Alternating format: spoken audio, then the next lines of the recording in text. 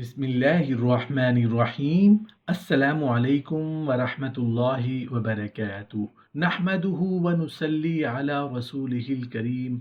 अम्मा बाद। 5 काम करने से घरों में बरकत, दौलत और रिज्क आएगा।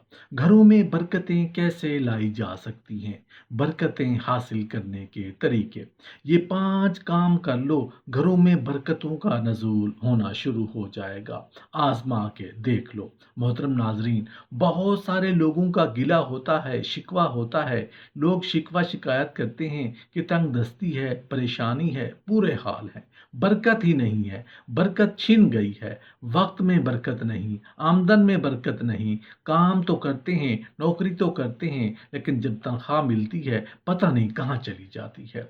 जब कारोबार से नफ़ा होता है उसमें बरकत नहीं होती। पैसा और आमदन आती तो है मगर उसमें बरकत नहीं होती। इधर से पैसे आए और उधर से ख़त्म।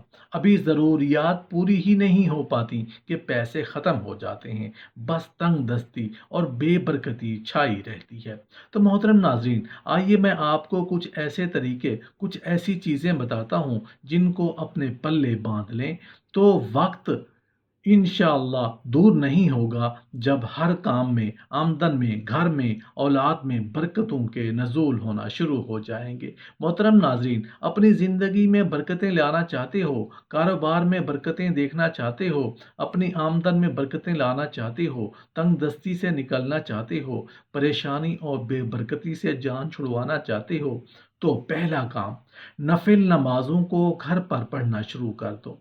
नफिल नमाजों का घर में पढ़ना घर में बरकत लाने का बायस होता है। एक हदीस है जिसका मफ़हूम कुछ इस तरह है कि रसूलुल्लाह सल्लल्लाहु अलैहि वसल्लम ने फरमाया कि तुम में से कोई शख्स जब मस्जिद में नमाज पढ़े तो अपनी नमाज का कुछ हिस्सा अपने घर के लिए भी रखे, क्योंकि घर में कुछ नमाज अदा करने से अल्लाह ताला घर में खैर और भलाई को लाता है, खैर को लाता है, बरकत को लाता है। मोहतरम नाजरीन, अपनी ज़िंदगी में बरकतें लाना चाहते हैं, कारोबार में बरकतें देखना चाहते हैं, आमदन में बरकतें लाना चाहते हैं, तंग दस्ती से निकलना चाहते हैं, परेशानी और बेबरकती से जान छुड़वाना चाहते हैं, तो दूसरा काम, हलाल माल कमाने और हलाल माल खाने को अपनी ज़िंदगी का मेयार बना लें।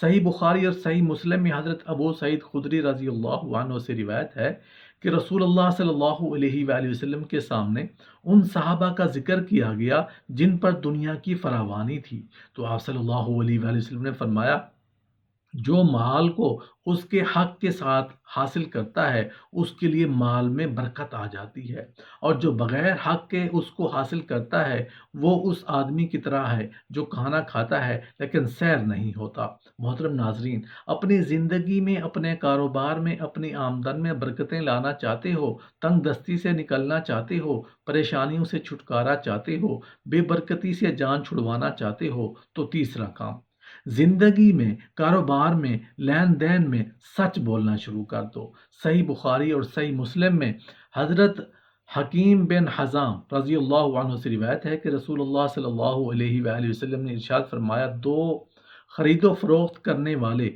जब तक जुदा ना हों उनको सौदा फसख करने का अख्तियार होता है। अगर वो दोनों सच बोले और हर चीज़ की वजाहत कर दें तो उस सौदे में उन दोनों के लिए बरकत होती है, और अगर वो झूठ बोलें और ऐब और नकायस छुपाएं तो उस सौदे से बरकत ख़त्म हो जाती है। मामलात, लेन देन, तिजारत और हसूल इल्म वगैरह में सुबह का वक्त अख्तियार करना भी खैर व बरकत का बायस होता है। नबी करीम सल्लल्लाहु अलैहि वसल्लम ने इरशाद फरमाया, ऐ अल्लाह, मेरी उम्मत के सुबह के औकात में बरकत डाल दे। रसूलुल्लाह सल्लल्लाहु अलैहि वसल्लम लश्करों को सुबह के वक्त रवाना किया करते थे। यह आजमाई हुई बात है कि इंसान जब उस वक्त से फ़ायदा उठाता है तो वो तो सारा दिन बरकत महसूस करता है। अगर वो सुबह का वक्त ज़ाय कर ले तो वो सारा दिन उसका नुकसान महसूस करता है। मोहतरम नाज़रीन, अपनी ज़िंदगी, अपने कारोबार और अपनी आमदन में बरकतें लाना चाहते हो, परेशानियों और बेबरकती से जान छुड़वाना चाहते हो, तो चौथा काम, जो माल हासिल करो उसमें सखावत हो, इस्तगना हो, यानी किसी बुरे तरीके से या सवाल करके माल हासिल ना किया जाए। सही बुखारी और सही मुस्लिम की रिवायत है, हकीम बिन हज़ाम रज़ी अल्लाह अन्हु कहते हैं कि मैंने रसूलुल्लाह सल्लल्लाहु अलैहि वसल्लम से सवाल किया, آپ صلی اللہ علیہ وسلم نے مجھے دے دیا، میں نے پھر سوال کیا تو آپ نے پھر دے دیا، میں نے پھر سوال کیا تو آپ صلی اللہ علیہ وسلم نے پھر بھی دے دیا۔ پھر آپ صلی اللہ علیہ وسلم نے فرمایا، اے حکیم، یہ مال سر سبز اور میٹھا ہے، جو اسے نفع کی سخاوت سے لیتا ہے تو اس کے لیے اس میں برکت ڈال دی جاتی ہے، اور جو اسے لالچ کے ساتھ حاصل کرتا ہے اس کے لیے اس میں برکت نہیں ہوتی۔ وہ اس آدمی کی طرح ہے جو کھاتا ہے لیکن اس کا پیٹ نہیں بھرتا۔ جو رزق اللہ تعالیٰ نے مقدر میں لکھا ہے اس پر قناعت کرنا، اسی پر راضی ہونا، جو دوسروں کے پاس ہے اس کی لالچ نہ رکھنا اور نہ اس سے مانگنا، یہ برکت حاصل کرنے کا بہت بڑا سبب ہے۔ اگرچہ اس کا رزق بہت تھوڑا ہی کیوں نہ ہو، اور دوسروں سے مانگنا اور دل میں لالچ رکھنا یہ برکت کے ختم ہونے کا بہت بڑا سبب ہے۔ اگرچہ ایسے آدمی کو بہت زیادہ رزق مل جائے، نیکی کے کاموں پر مال خرچ کرنا، زکوٰۃ ادا کرنا، خوشی اور اخلاص کے ساتھ حق ادا کرنا بھی باعث برکت ہے۔ ارشاد باری تعالیٰ ہے، اور تم جو بھی چیز خرچ کرتے ہو تو وہ اس کی جگہ اور دیتا ہے، اور وہ سب رزق دینے والوں سے بہتر ہے۔ بعض لوگ بیان کرتے ہیں کہ جب وہ ماہانہ تنخواہ لیتے ہیں اور اس میں سے صدقہ کرتے ہیں، اگرچہ تھوڑا سا ہی، تو وہ مہینے کے آخر میں برکت محسوس کرتے ہیں۔ محترم ناظرین، اپنی زندگی میں برکتیں لانا چاہتے ہو، اپنی آمدن میں برکتیں لانا چاہتے ہو، تنگ دستی سے نکلنا چاہتے ہو، تو پانچواں کام ایک مسلمان کے لیے لازم ہے کہ وہ اپنے وقت، مال، بیوی، اولاد، تمام معاملات کے لیے اللہ پاک سے برکت کی دعا کرے۔ رسول اللہ صلی اللہ علیہ وآلہ وسلم صحابہ کرام کے لیے اللہ تعالیٰ سے عموماً برکت کا سوال کیا کرتے تھے۔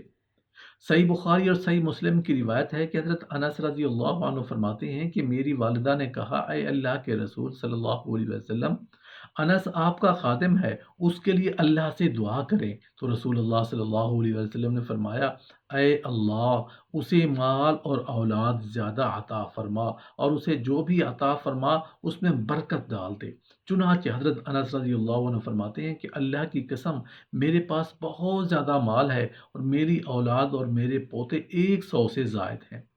رسول اللہ صلی اللہ علیہ وآلہ وسلم نے جب کسی کے لیے دعا کرتے تو آپ صلی اللہ علیہ وسلم کی دعا قبول کی جاتی تھی، اور آپ کی دعا کی برکت کے آثار نظر آنے لگتے تھے۔